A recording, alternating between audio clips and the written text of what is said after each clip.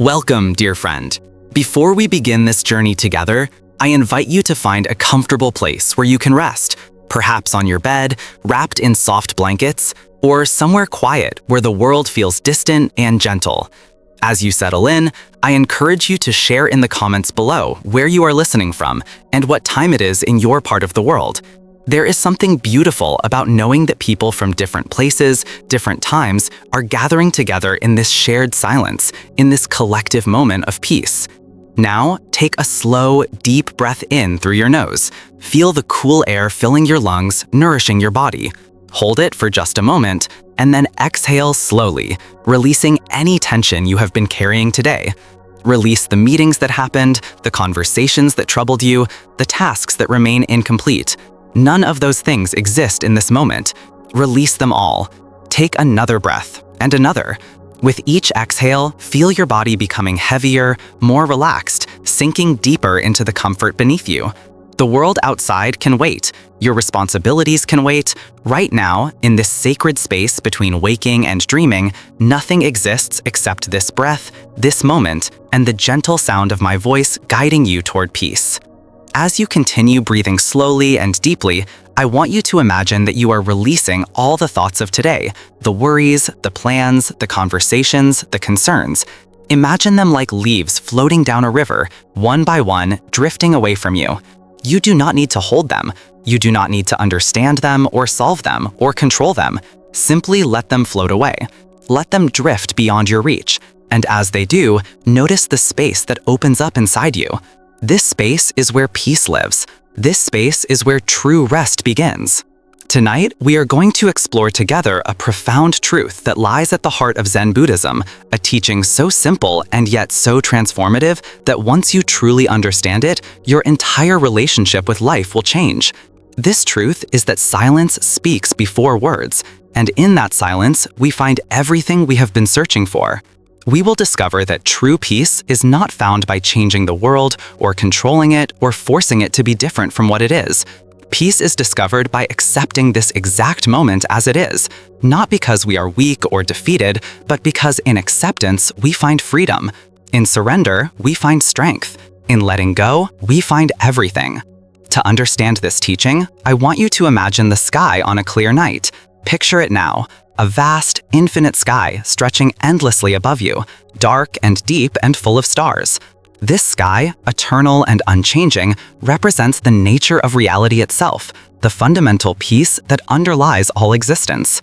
But now, imagine that clouds begin to move across the sky. These clouds are your thoughts, your worries, your desires, your plans for tomorrow, your regrets about yesterday. The clouds move across the sky, sometimes thin and light, sometimes thick and dark, sometimes moving quickly, sometimes lingering. We watch these clouds and we think they are the sky itself. We become so focused on the clouds that we forget the vast, peaceful sky that remains forever behind them. The sky does not fight the clouds. The sky does not try to push them away or control their movement. The sky simply remains, patient and eternal, while the clouds come and go. This is the teaching of tonight, that beneath all the turbulence of life, all the movement and change and struggle, there exists a fundamental peace, a silence that is always present. And this silence, this acceptance, this willingness to let life be as it is, speaks more powerfully than any words we could ever say. In our modern world, we are taught that peace comes from control.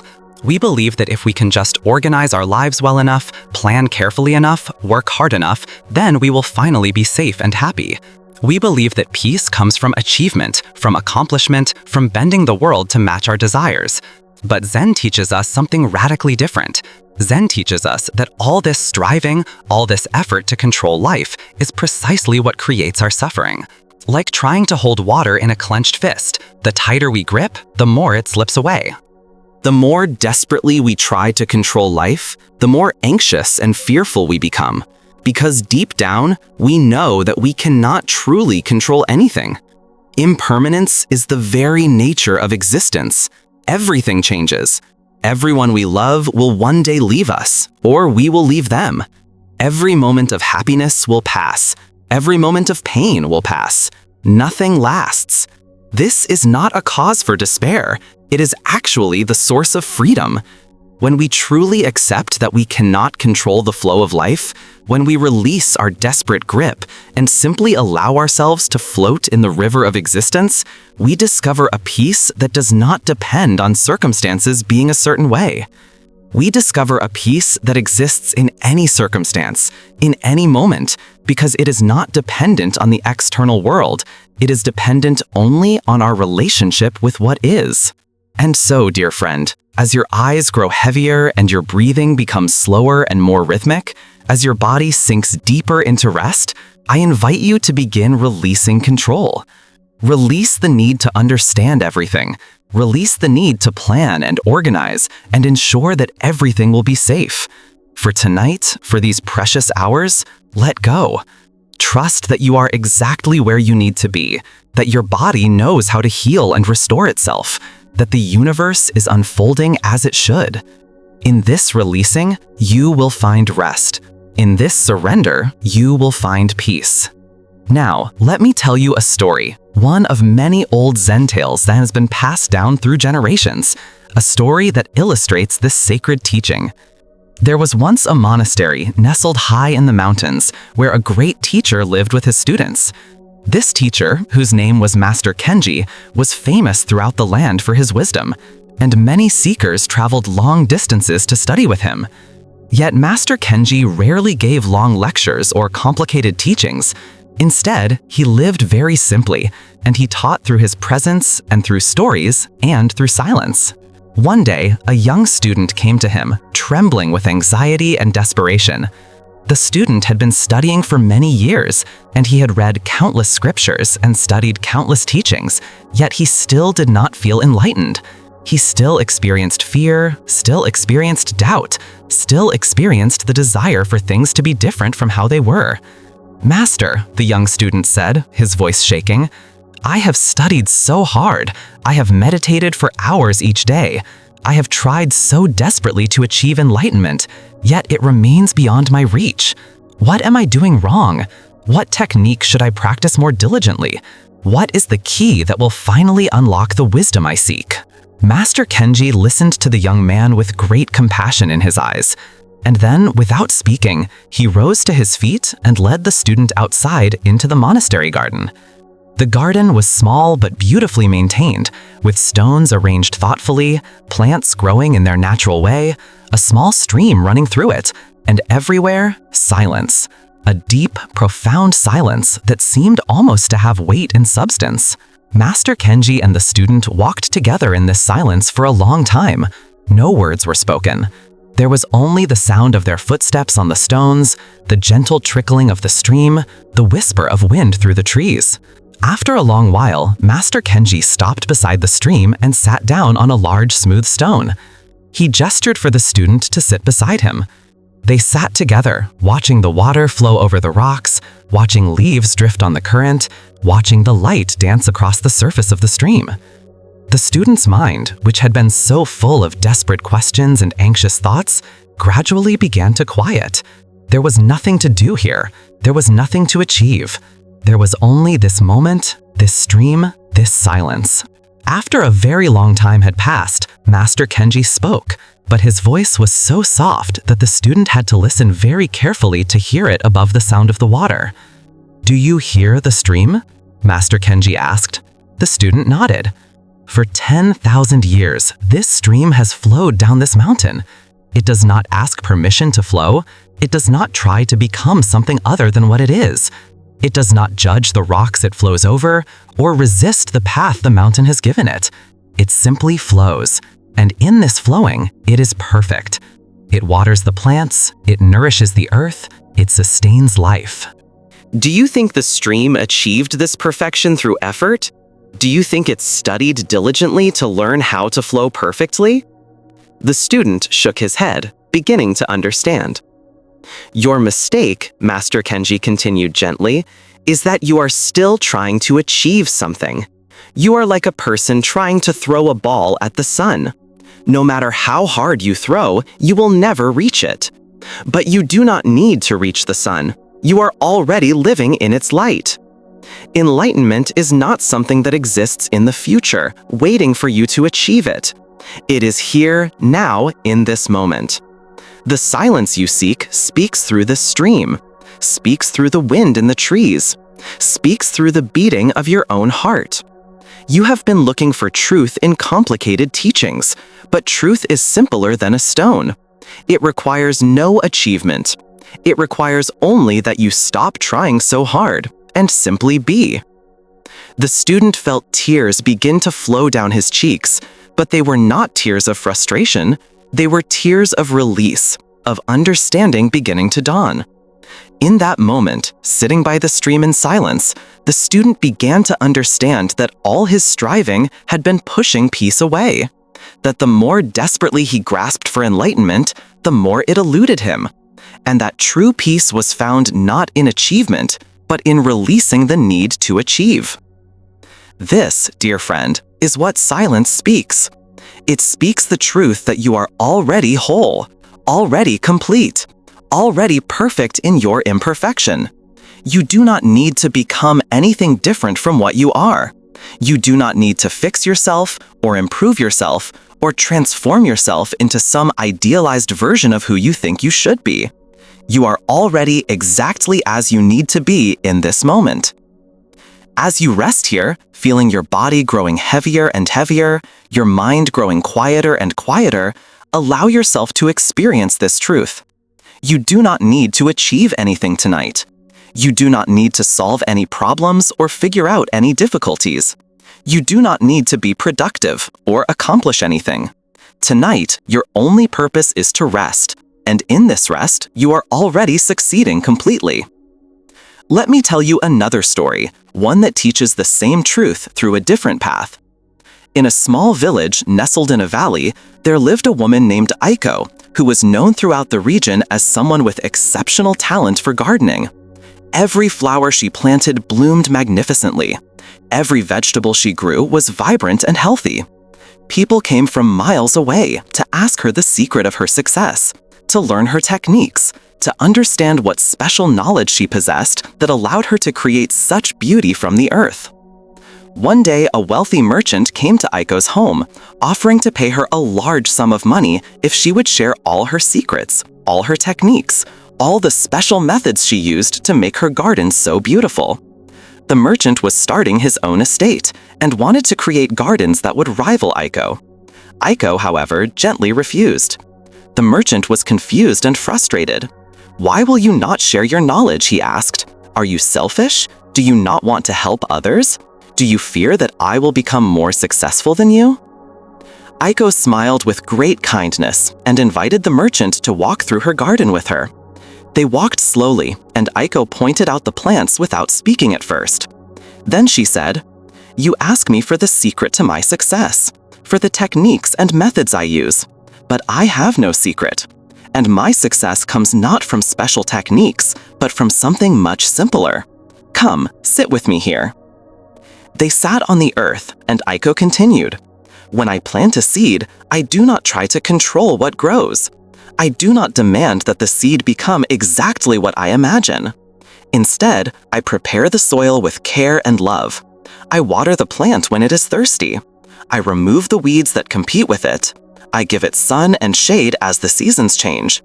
And then I release my expectations. I allow the seed to become what it naturally wishes to become. Sometimes the flower that grows is different from what I imagined.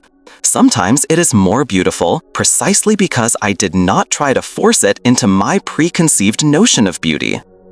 The merchant looked confused. "But that is not a technique," he said. "That is not knowledge I can learn." "No," Aiko agreed. "It is not knowledge. It is something much more valuable. It is wisdom." It is the wisdom that comes from accepting what is, rather than fighting for what should be. When I garden, I work with nature, not against it. I listen to what each plant needs, rather than imposing my will upon it. This is why my gardens are beautiful, not because I am cleverer than others, but because I have learned to surrender to the natural intelligence of life itself.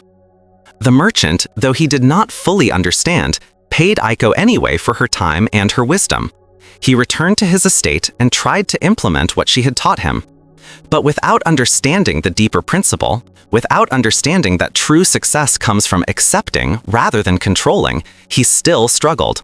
He still tried to force his will onto the plants, to make them grow exactly as he imagined. His gardens grew, but they were never quite as beautiful as Aiko's, because they were expressions of the merchant's will imposed upon nature, rather than expressions of nature's own wisdom being allowed to unfold. This is a profound teaching, dear one. It speaks to something that we all struggle with in our lives. We all want to be successful. We all want to create beauty in whatever form that takes for us. We all want things to go our way. But the more desperately we try to control outcomes, the more frustrated and anxious we become. The more we fight against what is, the more we suffer. True success, true peace, comes when we learn to work with life rather than against it. When we learn to listen rather than command. When we learn to accept rather than resist. In your own life, you likely experience this. Perhaps you have noticed that the times when you were most anxious and unhappy were times when you were most desperately trying to control things. Trying to control other people's feelings toward you, trying to force situations to work out the way you wanted them to, trying to make things happen by sheer force of will. And perhaps you have also noticed that sometimes when you finally gave up, when you finally stopped fighting and accepted what was, something unexpected happened.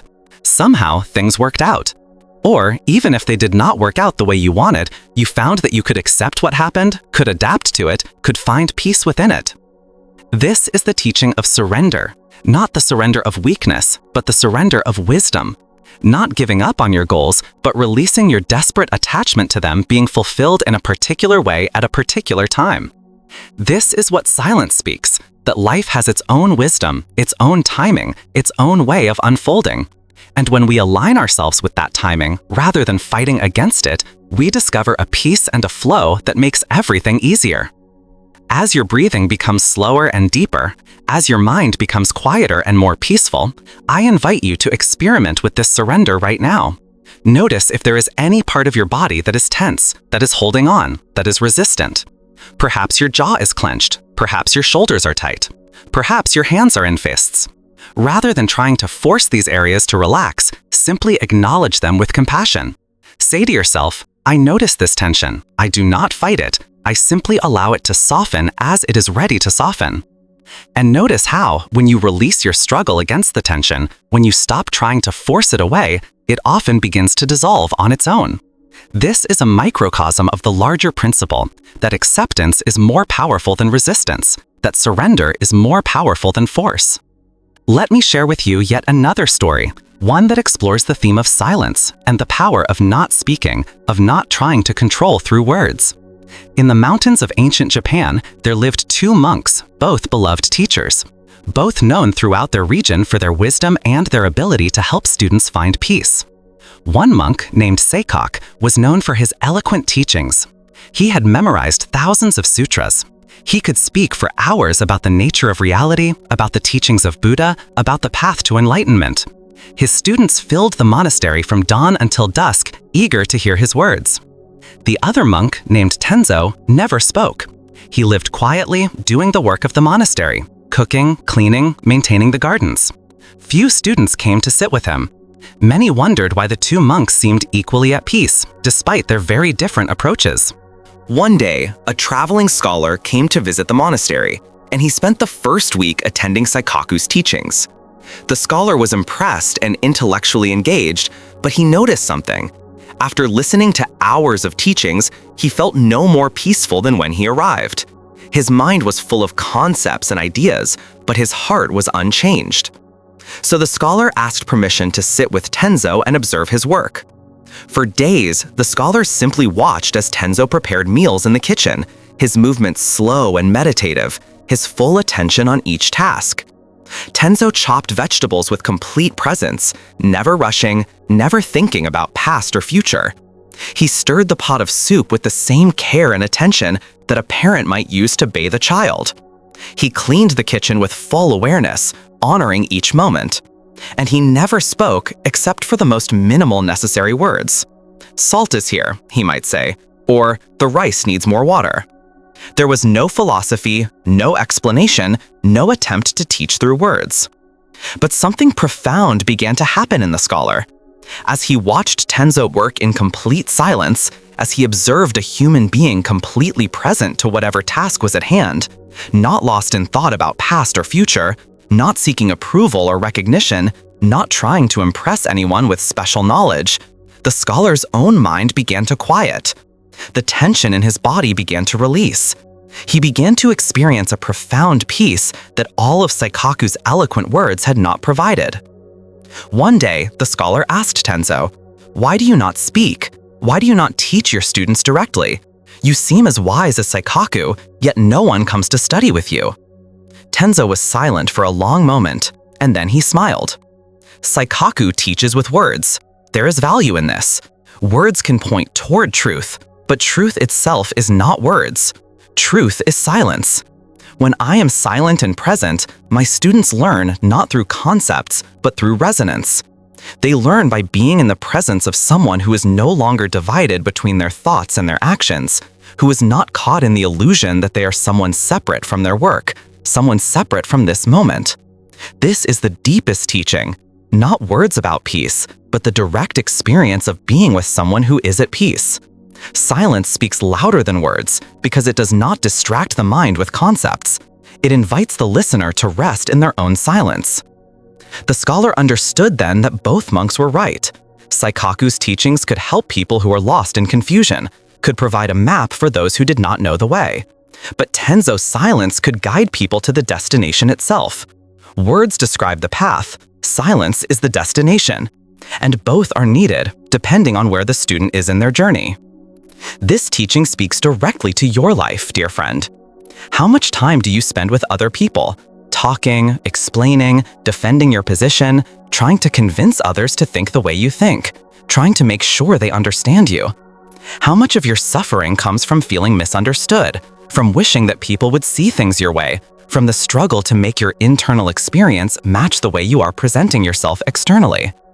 What would it feel like to simply stop? To stop trying to convince anyone of anything, to stop defending yourself, to stop explaining yourself, to simply be. There is a profound teaching here that you do not need to justify your existence to anyone. You do not need to make sure that others understand you or approve of you. Your peace does not depend on other people's opinions. Your worth is not determined by how well you can convince others that you are worthy.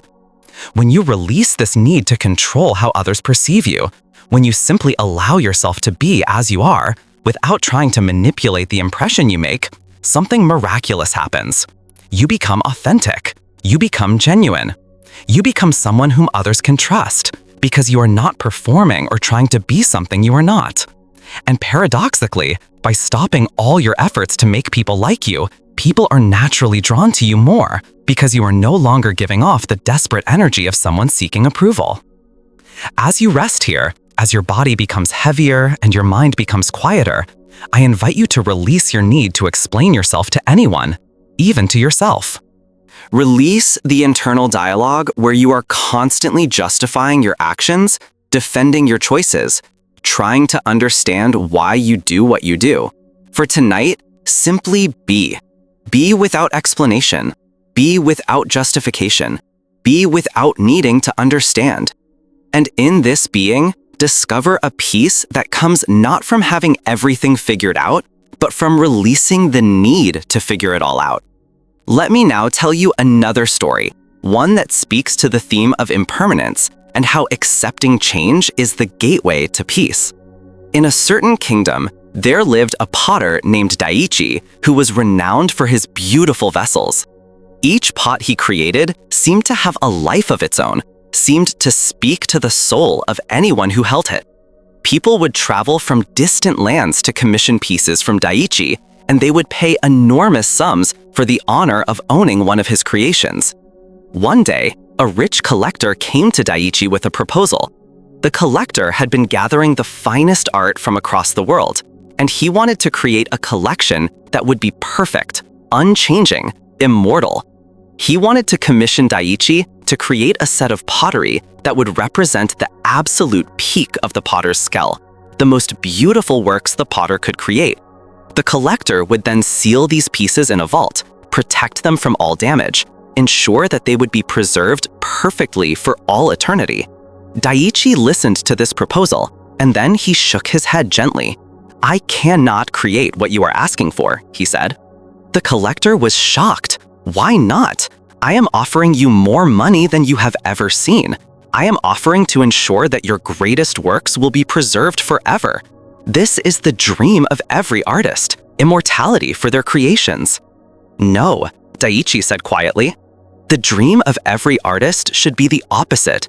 Every pot I create is perfect at this moment, for this moment. But in time, it will change.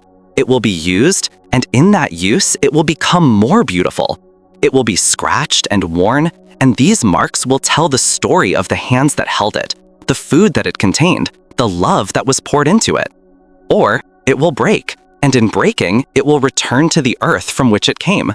This is its purpose, to create something designed to be sealed away, protected, never used, never changed. This is to misunderstand the very nature of creation. Everything that is beautiful precisely because it changes, because it moves through time, because it ages and transforms. The moment you try to freeze something in time, to make it permanent and unchanging, you kill it. You remove from it the very thing that makes it alive." The collector tried to convince Daiichi further, but the potter remained unmoved. And so the collector went away, disappointed, finding other artists willing to create works designed to be preserved forever.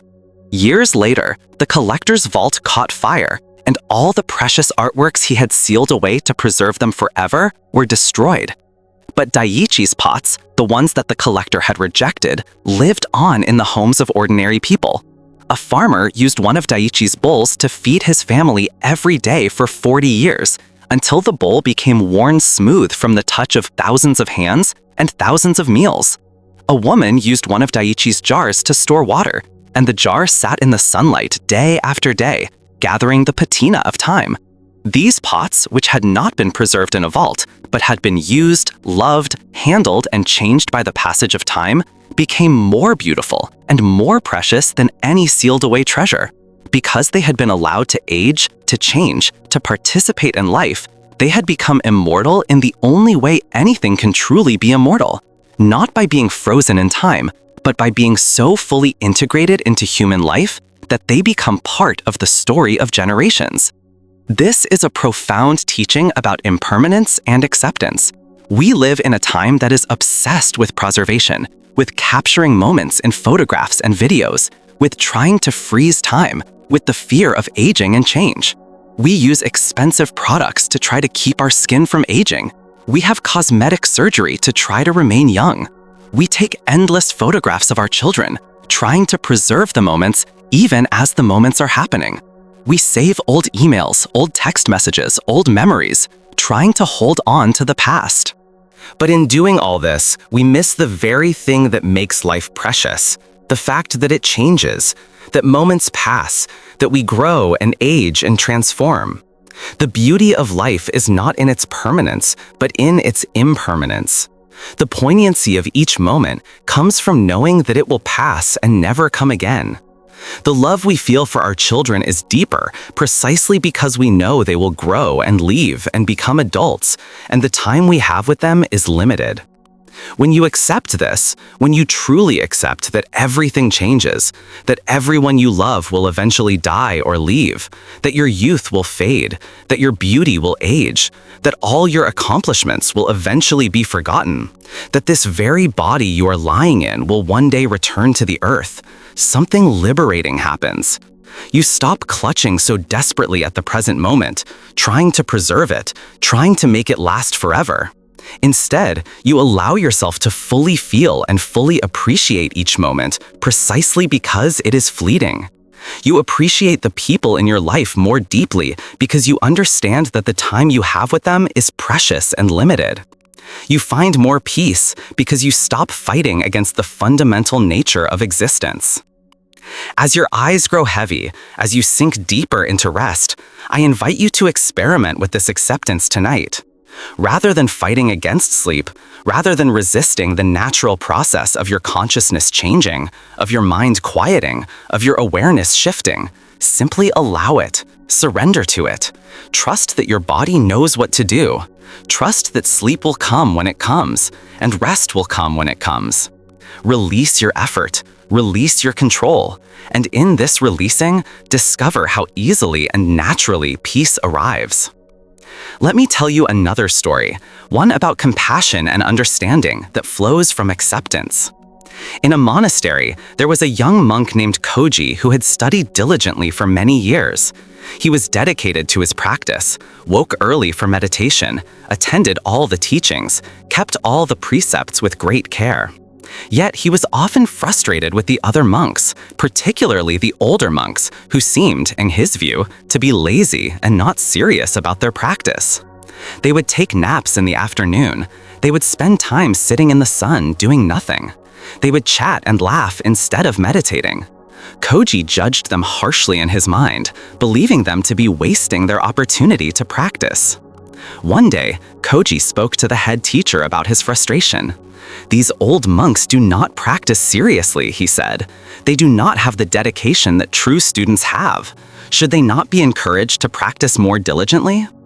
The teacher smiled with great compassion and invited Koji to walk with him to the kitchen, where the oldest monk, a man named Soken, was preparing the midday meal.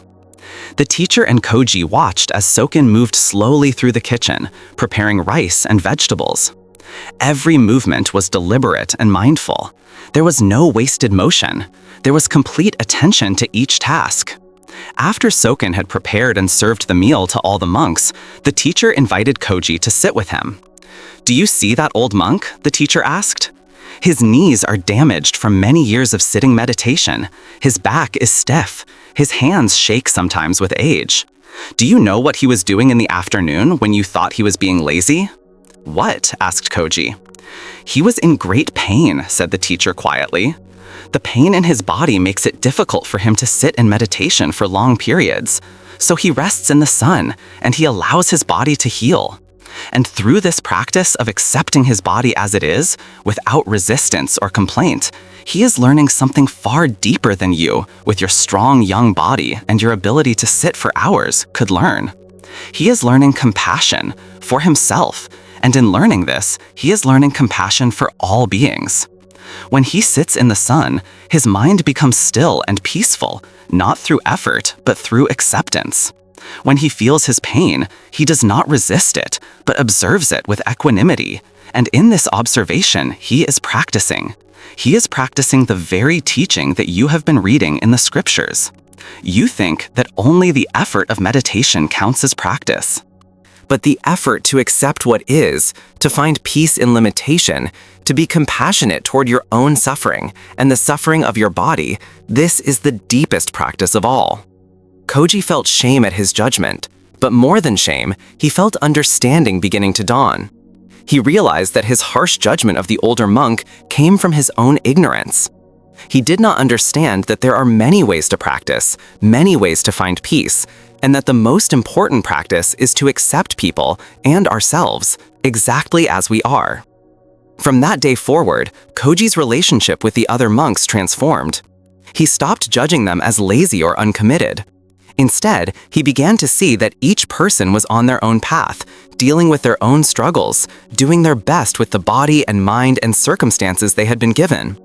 And as he released his judgment, his own practice deepened, because the freedom from judgment is itself the deepest peace.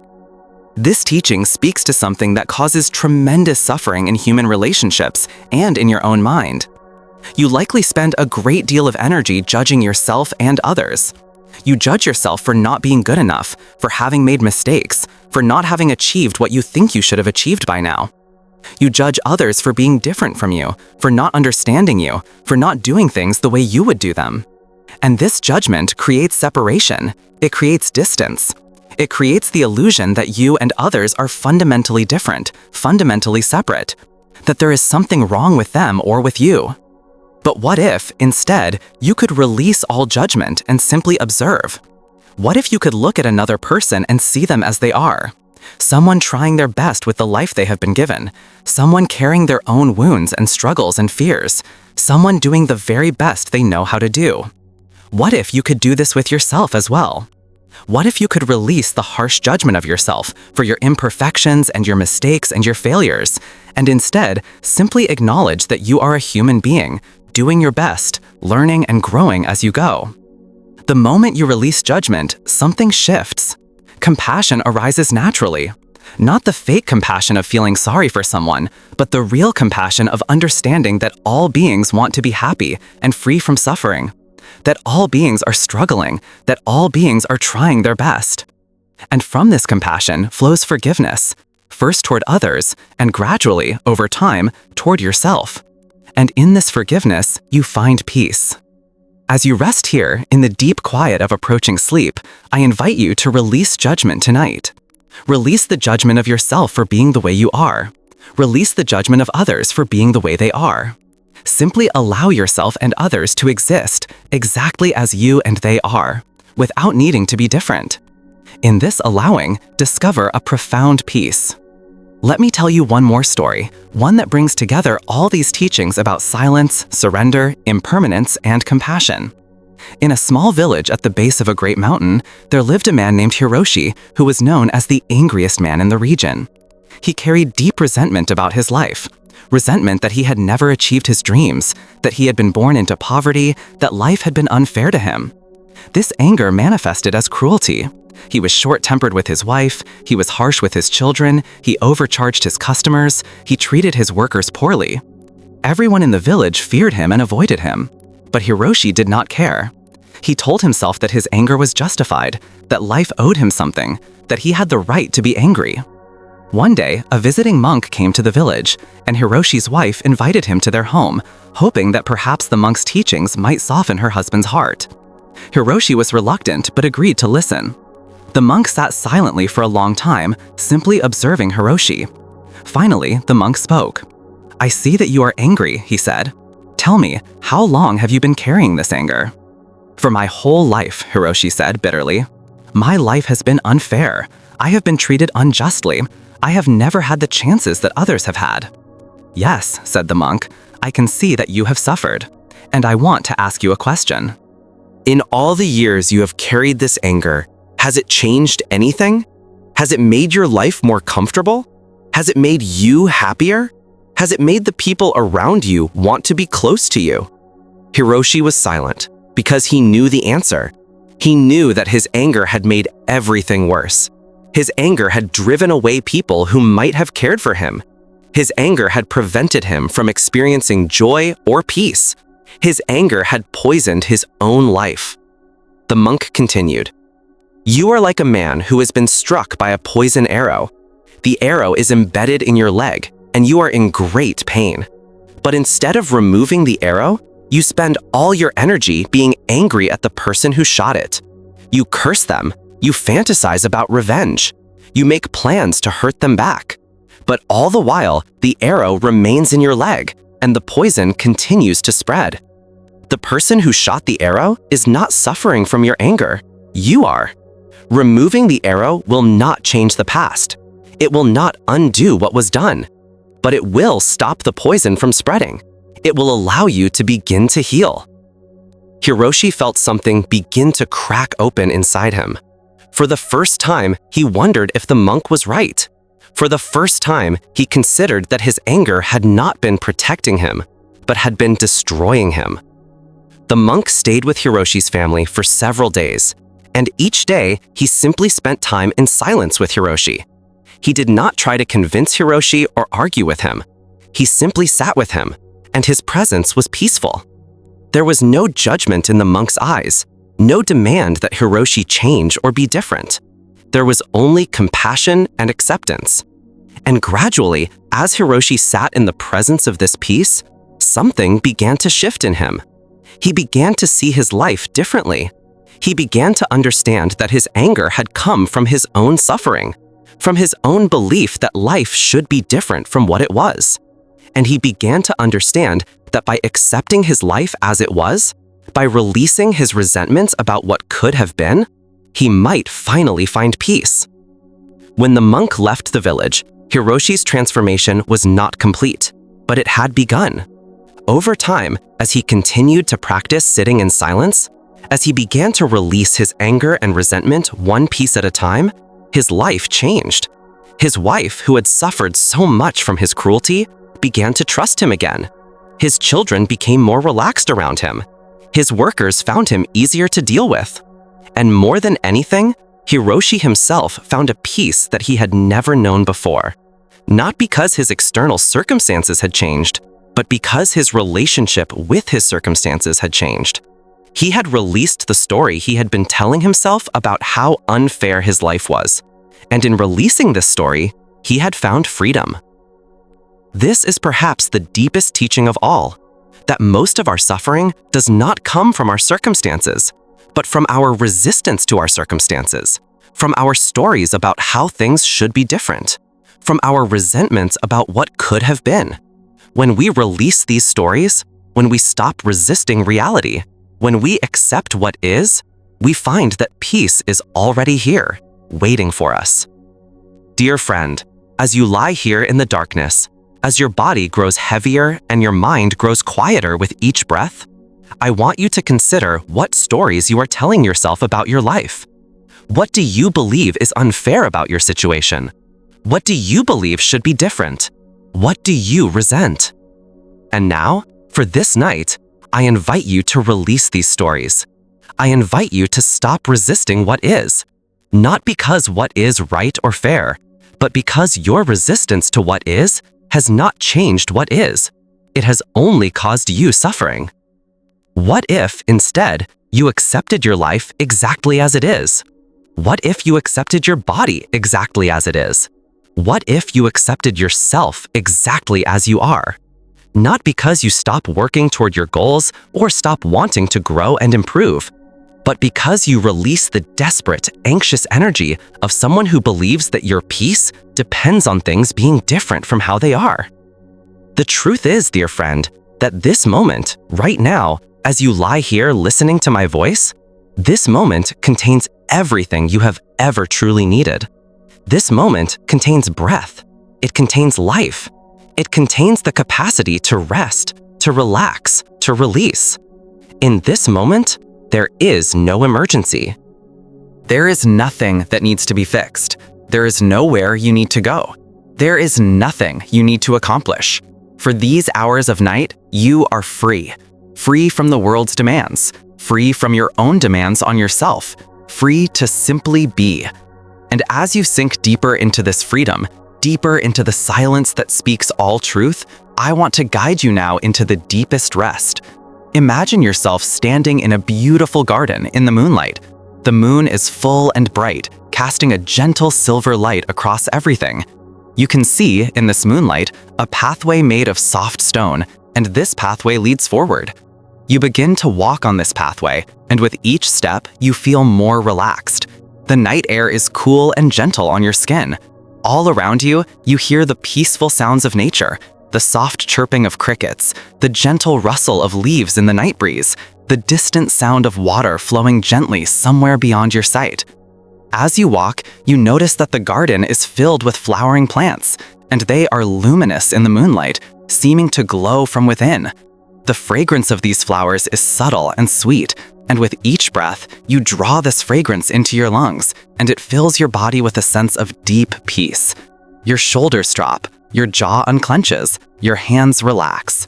With each step you take on this moonlit pathway, you feel yourself becoming more and more at ease. The pathway leads you to an open clearing, and in this clearing, there is a beautiful pool of water.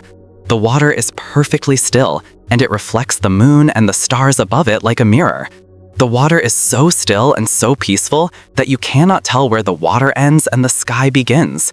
You stand at the edge of this pool, and you gaze into it, and you see your own reflection looking back at you. But in the moonlight, your reflection looks peaceful. It looks at rest. It looks accepted. In the reflection, you see not judgment, not criticism, but simple acceptance.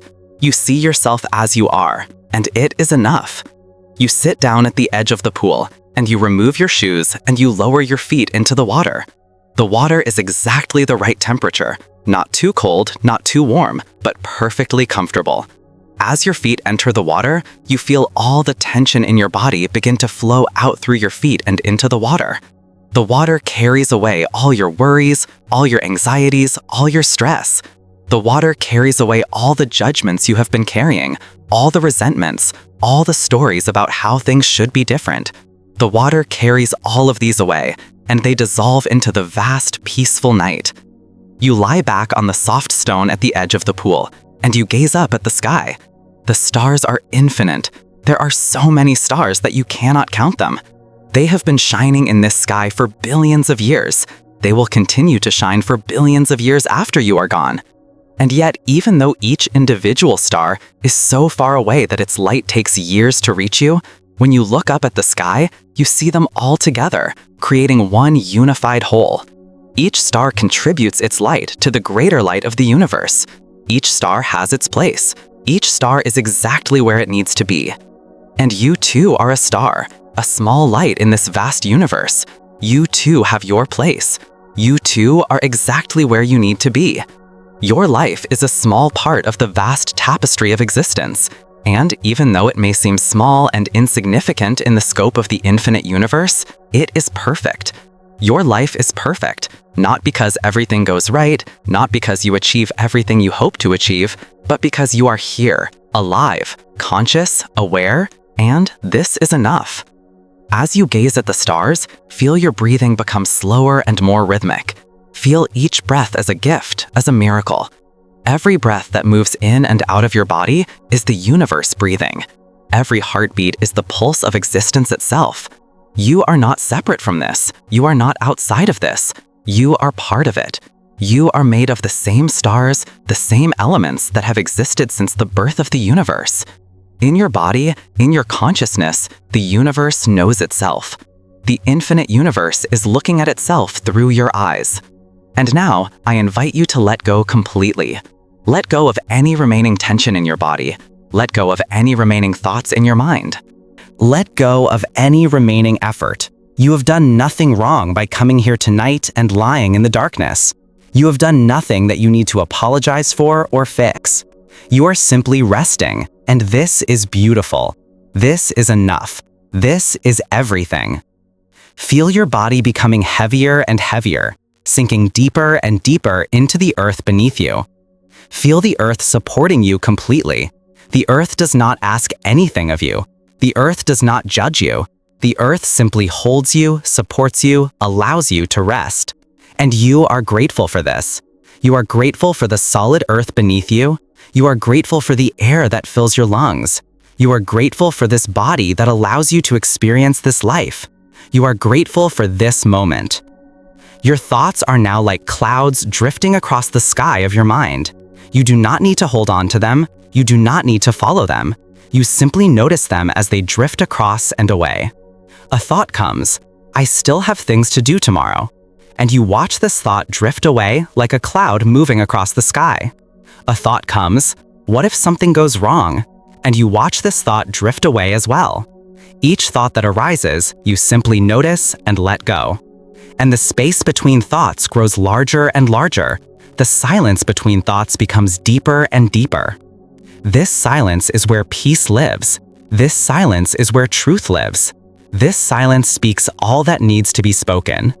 In this silence, you are not a person with problems to solve or goals to achieve or things to worry about.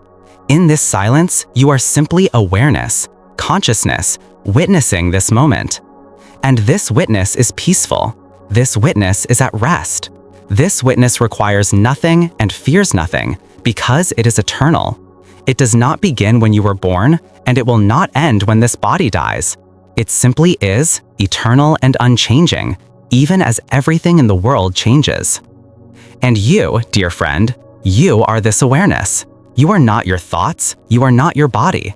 You are not your name or your age or your gender or your problems or your accomplishments. You are the awareness that witnesses all of these things. And this awareness is peaceful. This awareness is at rest right now. With each breath, you sink deeper into this rest. With each breath, you release more and more. With each breath, you come closer to pure sleep, pure rest, pure dissolution into the night. And this is good. This is as it should be. Your body is tired and it deserves rest. Your mind has been working hard. and it deserves peace. Your heart has been carrying so much, and it deserves relief. Let yourself drift now. Let yourself begin to float on the edge between waking and sleeping.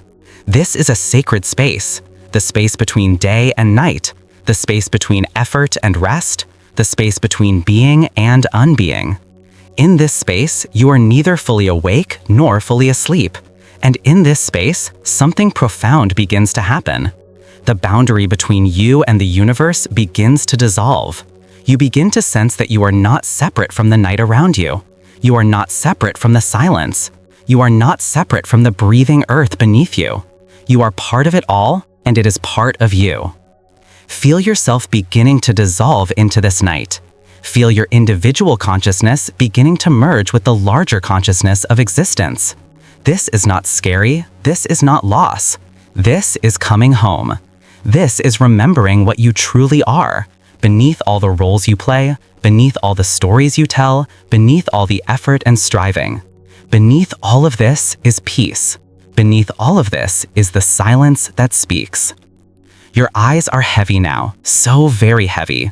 Perhaps they are already closed. If they are not, you might gently allow them to close like flowers closing at dusk. And with your eyes closed, the world outside dissolves. There is only inner darkness and inner silence. This darkness is not empty. This darkness is full. It is full of peace. It is full of rest. It is full of the presence of all things, even though you cannot see them, even though you cannot name them. Your breathing is very slow now, very gentle. You might forget to count your breaths. You might forget to notice your breathing. And this is perfect. Your body breathes for you automatically. Your heart beats for you automatically. Your body knows what to do. Your body knows how to rest. You do not need to help it. You do not need to control it. You can simply allow it to do what it knows how to do. And now, dear friend, I want you to know something. I want you to know that you are safe. You are safe in this darkness. You are safe in this silence. There is nothing to fear. You are being held by something vast and loving and eternal. Whether you call it God or Buddha or the universe or simply existence, there is something here that loves you, that cares for you, that wants you to be at peace. And even though you might forget this during your waking hours, even though you might get caught up in worry and fear and struggle, this love never leaves you. This love is always here, always present, always supporting you. And tonight, as you rest, you are in the presence of this love. You are cradled by it. You are safe. And so, as you drift deeper and deeper into sleep, as your consciousness gradually fades like the light at the end of the day, know that you have done nothing wrong. You have accomplished something profound simply by being here, by allowing yourself to rest, by opening yourself to the teachings of silence and surrender. Tomorrow, you will wake, and you will return to your life of activity and effort and engagement with the world. But tonight is for rest. Tonight is for this. Tonight, you have permission to simply be. The night is deep now. The silence is profound. The peace is complete. Feel yourself sinking deeper and deeper, like a stone dropped into an endless ocean, sinking into depths of rest and darkness and safety. And as you sink, know that you are exactly where you need to be. Know that this rest is healing you. Know that the very act of allowing yourself to rest, of releasing control, of surrendering to the night, this itself is practice. This itself is wisdom. This itself is the teaching of silence speaking through your body and your mind and your being. Sleep well, dear one. Sleep in peace. Sleep in trust. Sleep in the knowledge that you are whole and complete exactly as you are, that you are loved, that you are safe, that you are home. The silence speaks. Listen, the silence is speaking right now. And in its speaking, it says only one thing, repeated over and over in the language of the heart. Peace. Rest. Be. All is well. All is well. All is well.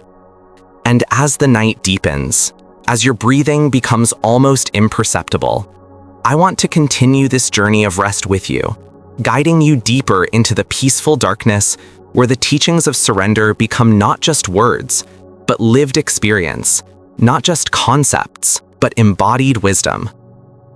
There is something that happens in the deepest part of sleep, in those moments between the waking world and the realm of dreams, when the mind releases its grip and simply allows itself to be. In those moments, something profound occurs. The separation you feel between yourself and the world begins to dissolve. The boundary between your consciousness and the consciousness of the universe becomes permeable. And in this dissolution, in this merging, you experience something that cannot be put into words, something that is beyond language, beyond concepts, beyond the reach of rational understanding. This is what the silence speaks. This is the wordless teaching that flows directly from existence itself into your being. As you rest now, allow me to share with you another teaching, one that comes not from the distant past, but from the very nature of this moment in which you are resting. There is a teaching about trust, about the radical vulnerability of allowing yourself to be unconscious, to release control completely, to let go of the illusion that you must be awake and alert and in control in order to be safe. When you fall asleep tonight, when consciousness fades and you drift into dreams and deep dreamless rest, you are practicing something very profound. You are practicing death. You are practicing the ultimate release. You are practicing the letting go that the great teachings speak of. This might sound strange or frightening, but consider it for a moment. Every night when you sleep, you die a small death. Your sense of self dissolves. Your awareness of your individual identity fades away. The world disappears. For hours, you are not you in the way you normally think of being you. You are not thinking, you are not worrying, you are not struggling or striving to be anything other than what you are. You simply are, in the most fundamental sense. And yet, you are safe. Nothing terrible happens to you while you sleep. You are held by life itself. Your body continues its miraculous processes. Your heart beats, your lungs breathe, your cells regenerate, your mind processes and integrates and heals. All of this happens without your conscious effort or direction. This is the teaching of trust. If you can trust your body with your life every single night when you sleep, why can you not trust life itself during the day? Why can you not trust that existence, that the unfolding of reality itself is fundamentally safe and intelligent and benevolent? The same force that heals your body during sleep, that grows your hair and your fingernails, that fights off disease and infection, that creates new cells and repairs old ones, this force is also moving through your entire life. It is the force that brought you into being. It is the force that sustains every moment of your existence. And yet, during the day, you do not trust it. You believe that you must control everything, that you must stay alert and hypervigilant, that any moment you relax or let your guard down, something will go wrong. But what if this is not true? What if the very effort to control everything is what creates suffering? What if the only thing that actually goes wrong is when you resist the flow of life, when you fight against what is, when you refuse to accept and trust the natural unfolding of existence? There is a beautiful teaching story that illustrates this. In ancient China, there was a master of Tai Chi named Zhang Sanfeng, and he was renowned not just for his martial skill, but for his wisdom and his peace. One day, a warrior came to him, challenging him to a fight. The warrior was young and strong and full of aggressive energy. He wanted to prove his superiority by defeating this old master. Zhang Sanfeng invited the warrior to fight. But instead of fighting back in the traditional sense, instead of meeting force with force, Zhang Sanfeng simply moved. Every time the warrior attacked, Zhang Sanfeng moved, not away from the attack, but with it, allowing his body to flow with the energy of the attack rather than resisting it. Each time the warrior tried to strike, his own force would turn against him, and he would find himself thrown or deflected. After many attempts, the warrior realized he could not defeat this master. Frustrated, exhausted, and finally confused, he asked, "How is this possible? You are old. I am young and strong. I should be able to defeat you. Yet every time I attack you, I am the one who falls. How do you do this?" Zhang Sanfeng smiled gently and said, "I do not do anything. I have simply learned not to resist. You come at me with force, and I move with your force instead of against it. Your own energy defeats you, not because I am stronger, but because you are fighting against the Tao, against the natural flow of things. I have learned to be like water. Water does not resist the rocks in the river, yet water is stronger than rocks because it persists, it flows, it finds the way around. When you learn to stop resisting and instead flow with what is, you will discover a power that does not come from muscles or effort, but from alignment with the way things truly are." This teaching speaks to the deep truth of your own life. Where are you resisting? Where are you fighting against what is? Where are you trying to control things that cannot be controlled? And what would happen if, instead, you learned to be like water, to flow with circumstances instead of fighting them, to move with life's energy instead of against it? As you rest deeper into sleep, as your body becomes heavier and your mind quieter, I invite you to practice this movement of water. Imagine that any tension in your body is like ice, rigid, hard, resistant. Now imagine the warmth of acceptance flowing through your body, and as it flows, the ice melts into water. The water flows where it will, taking the shape of your body, filling every space, never forcing, never resisting, simply flowing. Your body relaxes as this water flows through it. Your mind becomes still as this water quiets it. And you begin to experience what it is like to stop resisting, to stop trying, to simply allow. There is another layer to this teaching that I want to share with you now, one that goes even deeper into the nature of acceptance and surrender. It concerns the relationship between effort and effortlessness, between doing and non-doing. In our world, we are taught that everything worth having requires effort. We believe that if we work hard enough, if we push hard enough, if we discipline ourselves rigorously enough, we will achieve our goals. And there is truth in this. Physical effort is necessary for many things in life. But there is a deeper truth that goes beyond this, a truth that the ancient Zen masters knew well. There is a point beyond which more effort becomes counterproductive, a point at which the greatest power lies not in doing, but in non-doing. There is a teaching called Wu Wei in Taoism, which translates roughly as non-action, or action without action, or effortless action. It does not mean laziness or passivity. Rather, it means action that flows naturally from who you are, action that is not forced or strained, action that arises without internal conflict or resistance. It is the difference between trying to make a plant grow by pulling on it, which will damage it and stunt its growth, and creating the right conditions, good soil, water, sunlight, and then allowing the plant to grow by its own nature. The plant does not need your effort to grow. It only needs the removal of obstacles and the provision of right conditions. In your own life, where have you been pulling on things, trying to force them to grow or change or become something they are not ready to become? Where have you been fighting against your own nature, trying to make yourself into something you believe you should be rather than what you naturally are?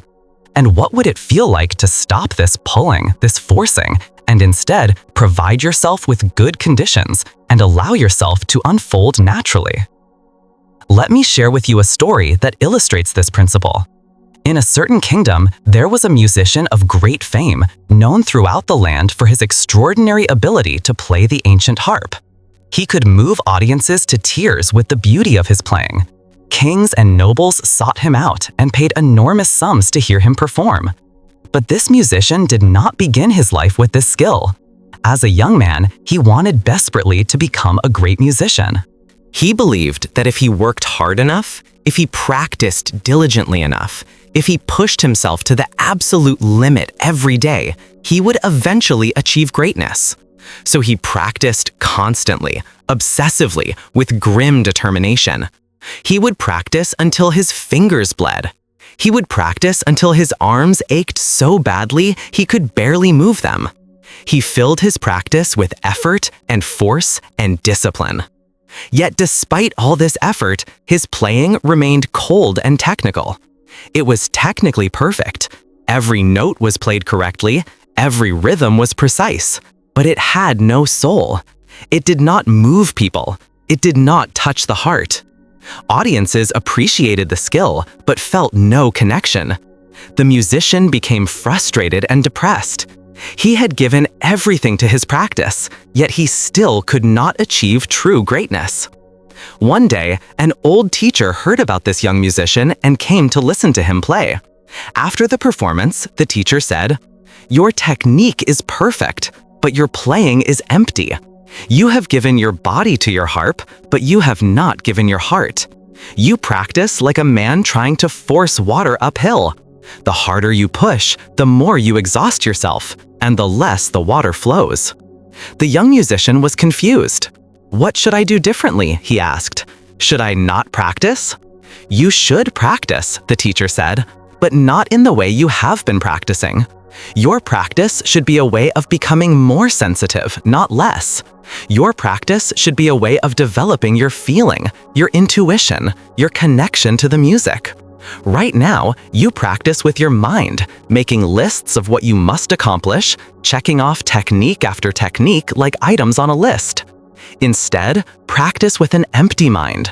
Practice as a way of listening, not commanding. Practice as a way of letting the music flow through you rather than forcing the music to obey your will." The musician did not fully understand, but something in the teacher's words resonated with him. So he changed his practice. He began to practice less, not more. But when he practiced with attention and love rather than with force and discipline. He would sit with his harp and simply play, not trying to accomplish anything, simply allowing his fingers to find their way across the strings. He began to listen to music, not as a technical challenge to be conquered, but as a language to be understood. He began to feel the emotions contained in the music, and he began to express these emotions through his playing rather than trying to impress people with his technical ability. Over time, something miraculous happened. His playing became beautiful, not because he was practicing harder, but because he was practicing differently. He had learned to step out of the way and allow the music to flow through him. He had learned to be a channel for something larger than himself, rather than trying to force his will onto the music. And paradoxically, by practicing less and trying less hard, he had become a much better musician. This is the teaching of Wu Wei, of non-action, of allowing. And it applies not just to music, but to every area of your life. There are things in your life that you are trying to force, that you are pushing at with grim determination, that you are struggling with. And these struggles are not working. They are only making you more tired and more frustrated. What if you could release your grip on these things? What if you could trust that when you provide the right conditions, when you do what needs to be done, but without the desperate energy of someone trying to force an outcome, things will naturally flow toward their resolution? As you sink deeper into sleep now, as your mind becomes quieter and your consciousness begins to fade, I invite you to experiment with this non-action. Do not try to fall asleep. Do not worry about whether you are falling asleep or not. Simply rest here and allow sleep to come when it comes. This is the practice. This is the teaching. By not trying to force sleep, by not struggling against wakefulness, by simply resting and allowing, you are practicing the deepest wisdom. And now, as the night deepens further, as we move into the darkest hours, I want to guide you into an even deeper layer of consciousness, a layer where words become less and less useful, where the teachings become not spoken wisdom, but lived silence. This boundary, this place where you are standing, is the place of all transition, all transformation, all becoming. It is the place where one thing becomes another. It is the place where the rigid earth meets the flowing water. And this place is where you are now, at the boundary between wakefulness and sleep, between day and night, between being and non-being. You are at the threshold of a great transformation. In just moments, in just the time it takes for a few more breaths, you will pass over this threshold, into sleep, into the realm of dreams and deep rest. Feel yourself beginning to move toward this threshold. Feel yourself stepping closer to the boundary between known and unknown. There is nothing to fear in this crossing. This is a crossing you have made thousands of times before. Every night when you sleep, you make this crossing, and you always return. You always wake. But tonight, you can trust the crossing. You can allow yourself to step fully across. You do not need to cling to the shore of wakefulness. You can fully surrender to the ocean of sleep. As you stand at this boundary, I invite you to reflect on something. Throughout your life, you have crossed many thresholds. You were born, and you crossed from non-existence into existence. You grew from a child into an adult, crossing the threshold between childhood and adulthood.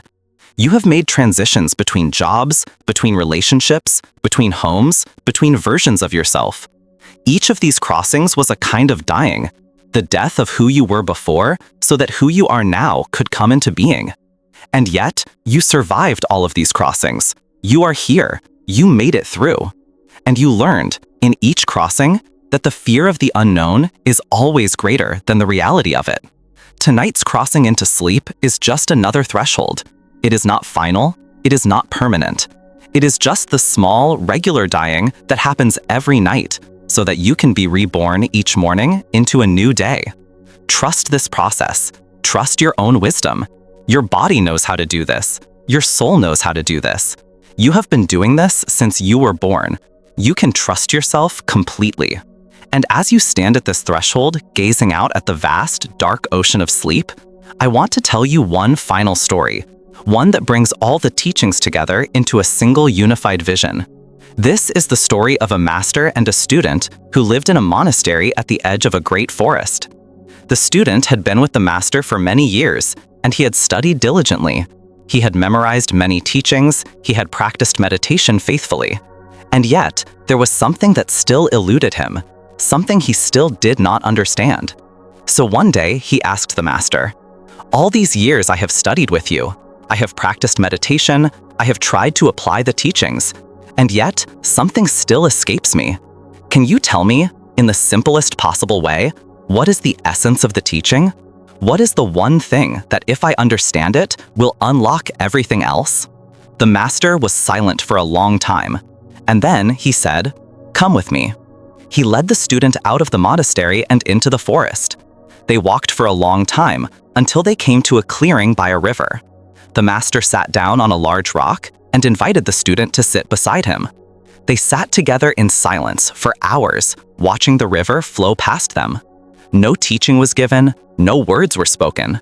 There was only the sound of the water and the singing of birds and the wind in the trees.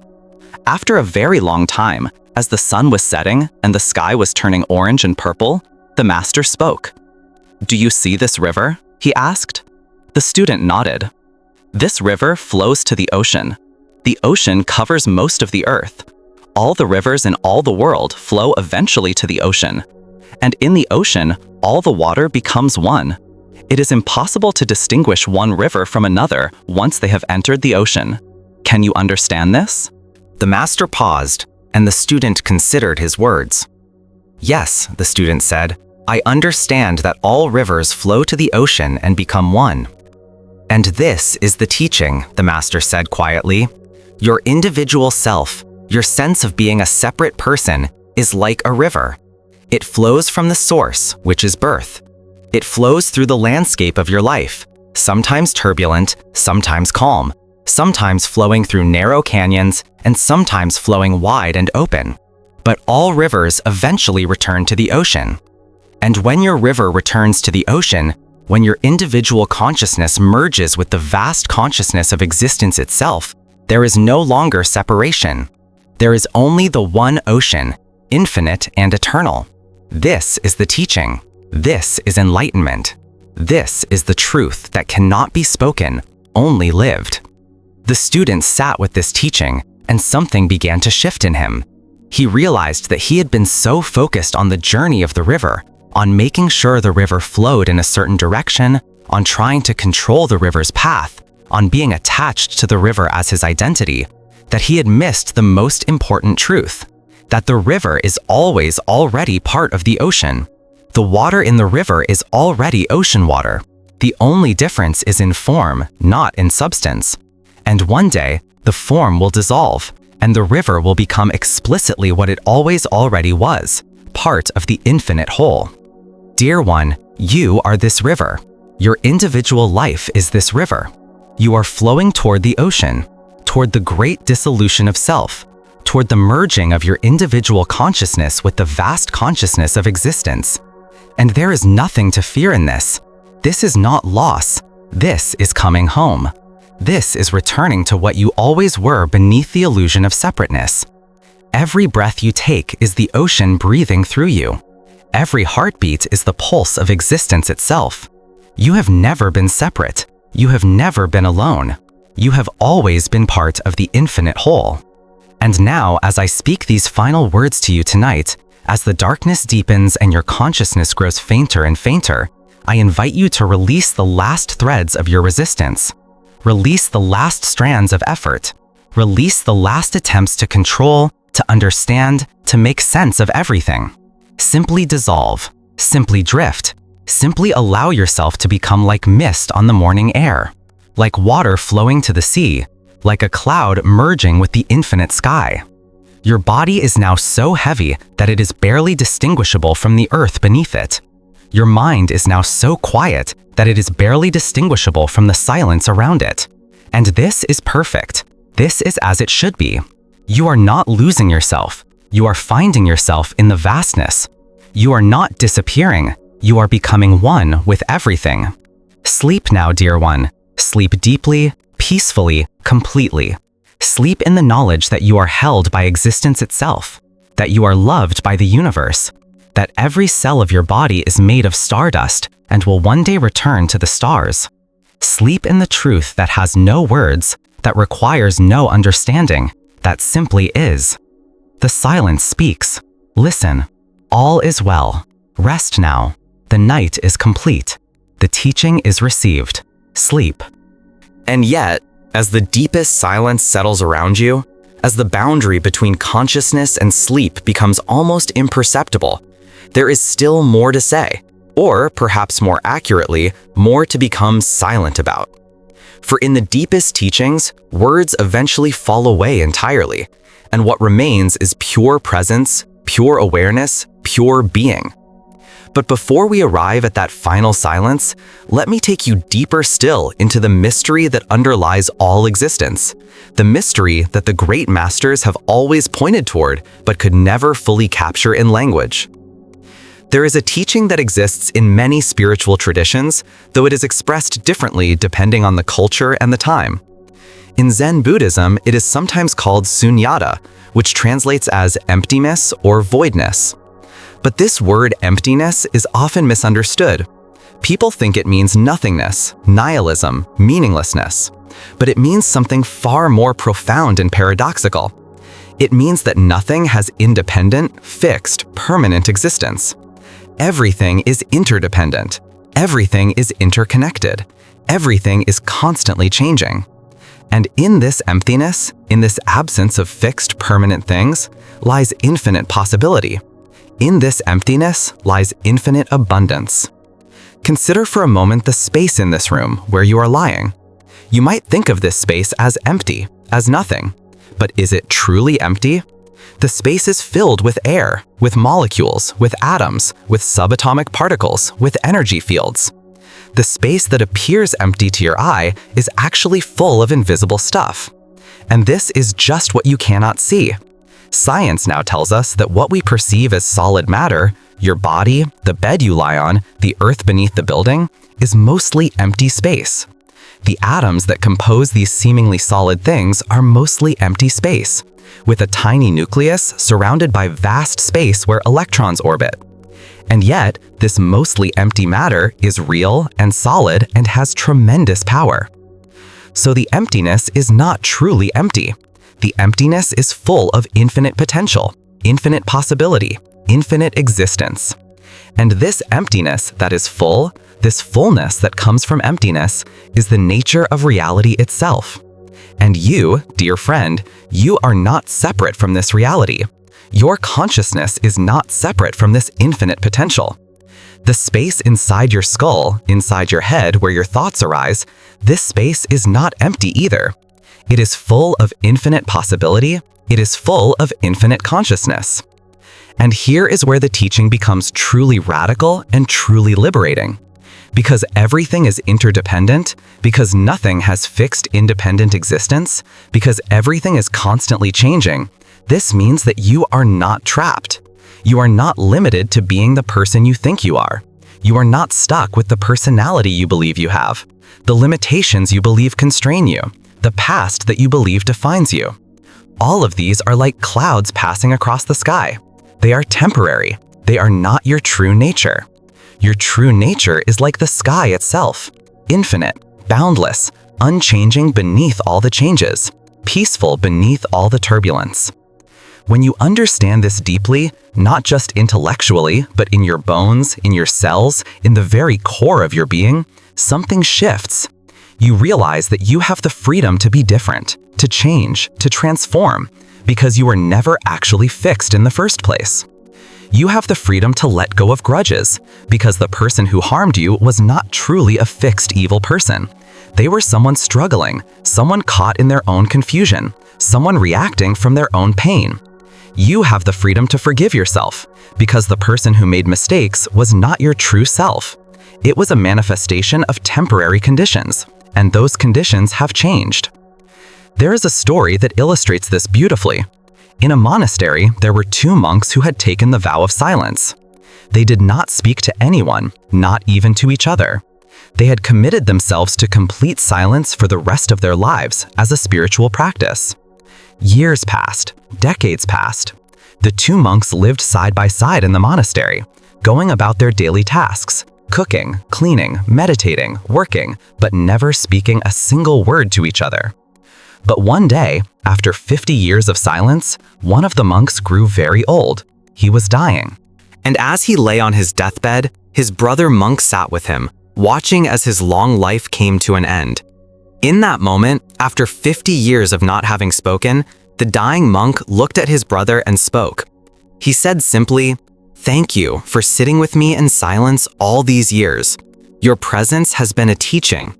In your silence, I learned what words could never teach. I learned that true companionship does not require words. I learned that love can be expressed through presence alone.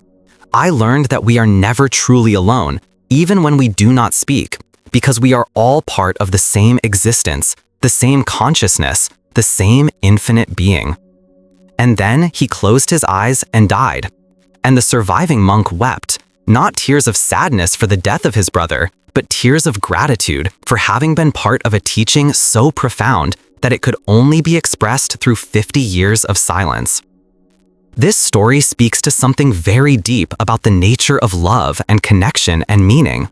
We think that love must be expressed through words, through grand gestures, through constant communication. But the deepest love is often expressed in silence, in presence, in simply being with someone without needing anything from them, or trying to be anything other than what we are. This is the love that heals. This is the love that transforms. This is the love that is available to you right now, not from other people necessarily, but from existence itself, from the universe, from the ground of being. You are being held in existence right now. You are being loved right now. This love requires no words. This love asks nothing of you except that you receive it. As you sink deeper into sleep, as the last threads of your individual consciousness begin to dissolve, I want you to feel this love. Feel it as the support of the bed beneath you. Feel it as the air in your lungs. Feel it as the beating of your heart. Feel it as the flowing of your blood through your veins. Every function of your body is an expression of this love, this benevolence, this intelligence that sustains all existence. You do not have to do anything to earn this love. You do not have to be anything special to receive this love. You already have it. You have always had it. You are made of this love. You are an expression of this love. Let me share with you another layer of understanding, one that pertains to the nature of fear and how fear is released through the deepening of acceptance. Fear is perhaps the most fundamental emotion underlying all human suffering. Fear of death, fear of loss, fear of pain, fear of abandonment, fear of failure, fear of not being enough. All other suffering, anger, depression, anxiety, shame, these all have fear at their root. And what is fear? Fear is resistance to what is. Fear is the attempt to keep something from happening that we believe will harm us. Fear is the effort to control the future, to ensure that the things we dread do not come to pass. But consider something. In your entire life, how many of the things you feared actually happened? Probably some, but probably far fewer than you feared. And of the things that did happen, how many were actually as bad as you feared they would be? Most people find that reality, when it arrives, is almost always less painful than the fear of it. The fear is always worse than the thing itself. Fear is the mind trying to protect you by imagining the worst possible outcome and then suffering in advance as if that outcome were happening right now. But that outcome is not happening right now. Right now, in this moment, you are safe. Right now, you are warm and comfortable and at rest. All the things you fear are either in the past and therefore cannot harm you, or in the future and therefore have not yet happened. The only moment you ever actually experience is this one, this present moment. And in this present moment, you are safe. When you truly internalize this understanding, when you truly accept that you can only experience this present moment and that in this present moment you are safe, something shifts. The constant vigilance relaxes, the scanning for danger diminishes, the tightness in your body releases. You begin to live more fully in the present because you realize that the present is the only place you can actually live. You cannot live in the past, it is gone. You cannot live in the future, it has not yet come. You can only live now. And when you live fully in now, when you allow your complete attention to be here, in this moment, in this breath, in this heartbeat, you discover that life is not as scary as you thought. You discover that peace is available right here, right now, if you simply stop trying to be somewhere else, if you simply stop trying to be something other than what you are. There is a beautiful teaching story about this. A student came to a great master in great distress. The student had been having terrible nightmares, dreams where he was being chased by monsters, dreams where he was falling into abysses, dreams where he was being attacked and could not escape. Night after night, these nightmares tormented him. He was so exhausted from poor sleep and so frightened by these dreams that he came to the master in desperation. "Master," he said, "please help me. These nightmares are destroying me. How can I stop having these terrible dreams?" The master listened with compassion and then said, "Tell me, in these nightmares, when the monster is chasing you, what do you do?" "I run," said the student. "I run as fast as I can and I try to escape." "And does running help?" asked the master. "No," said the student. "No matter how fast I run, the monster catches me. No matter what I do, I cannot escape." The master nodded and said, "Then stop running. The next time you have this nightmare, when the monster appears, turn around and face it. Look directly at it. Ask it what it wants from you." The student was confused. "But then the monster will catch me. The monster will harm me." "Perhaps," said the master, "but it is a dream, and nothing in a dream can truly harm you. And I suspect that if you turn to face the monster, if you stop running, you will discover that the monster is not what you thought it was." The student did not understand, but he trusted the master. So that night, when he had the nightmare again, when the monster appeared and started chasing him, instead of running, he stopped. He turned around and faced the monster. And as he looked directly at it, the monster began to change. It became smaller. It became less frightening. And as the student looked even more closely, he realized that the monster was not a monster at all. It was just a shadow. It was the projection of his own fear. And the moment he understood this, The moment he stopped running, the shadow disappeared completely. This story speaks to something very true about fear. Fear persists through avoidance.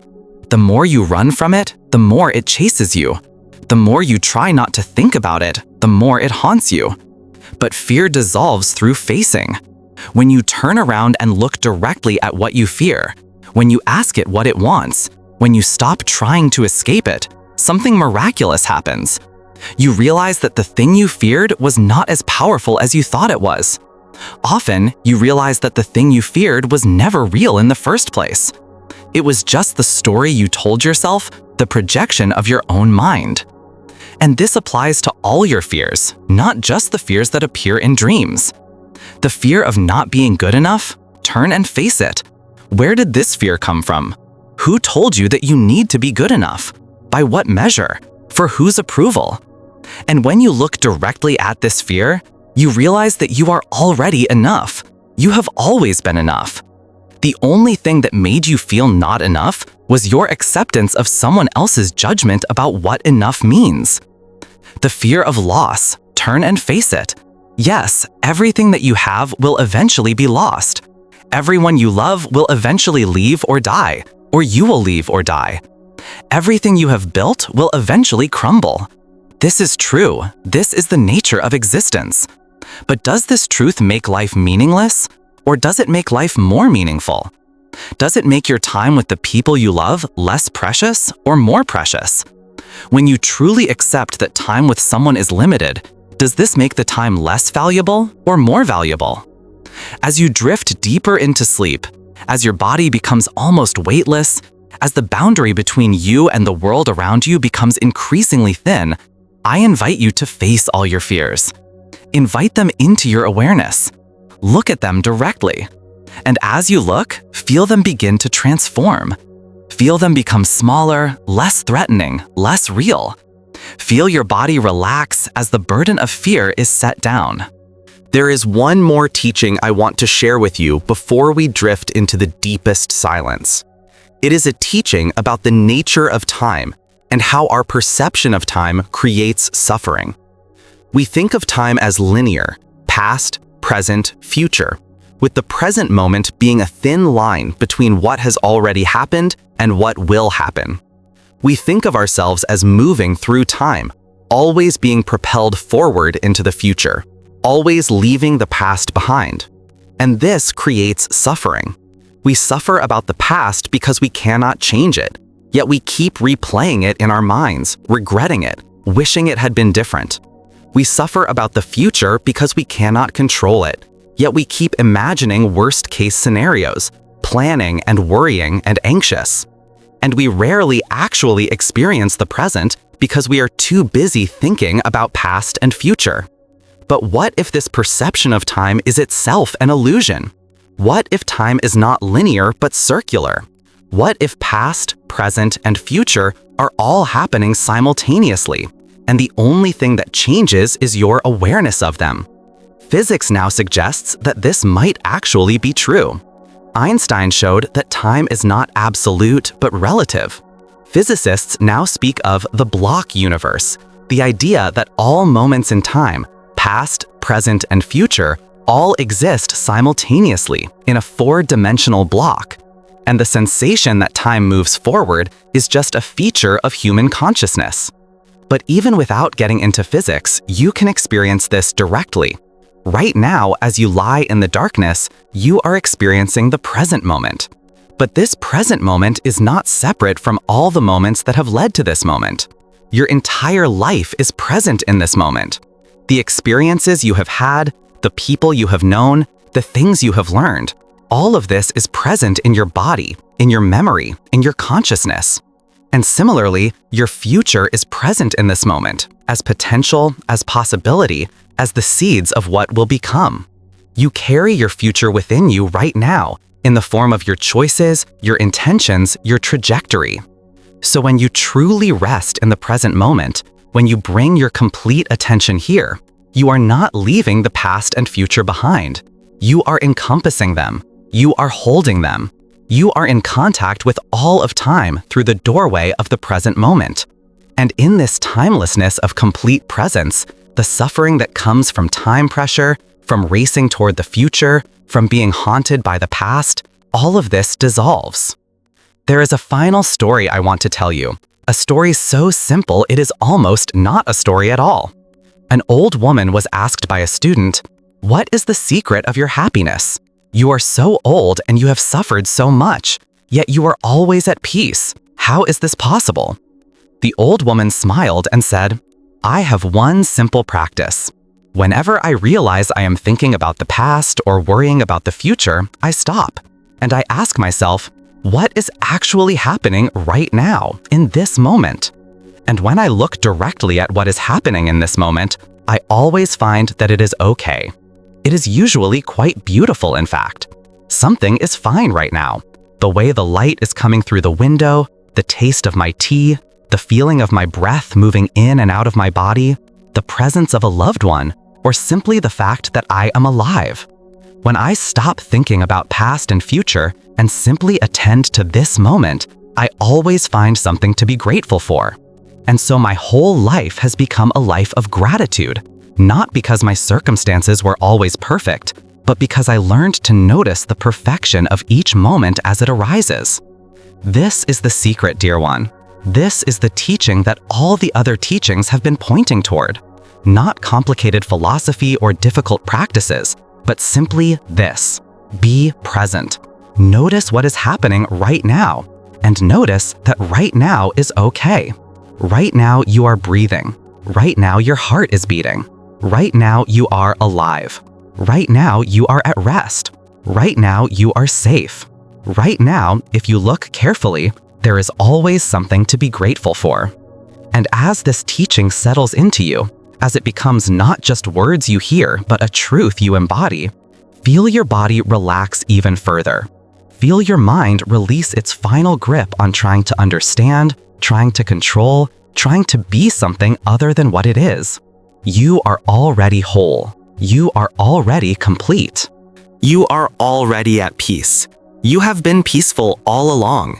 You simply needed to stop struggling long enough to notice it. The night is very deep now. The silence is very profound. Your consciousness is like a candle flame growing dimmer and dimmer, preparing to merge with the vast darkness that is not empty, but full of rest, full of peace, full of the infinite consciousness that underlies all existence. Feel yourself merging with this darkness. Feel yourself dissolving into this peace. Feel yourself coming home to what you have always been. Sleep now, dear one. Sleep deeply. Sleep peacefully. Sleep in the knowledge that you are not separate from existence, that you are not alone, that you are held by something vast and loving and eternal. The teaching is complete. The silence speaks. Rest now.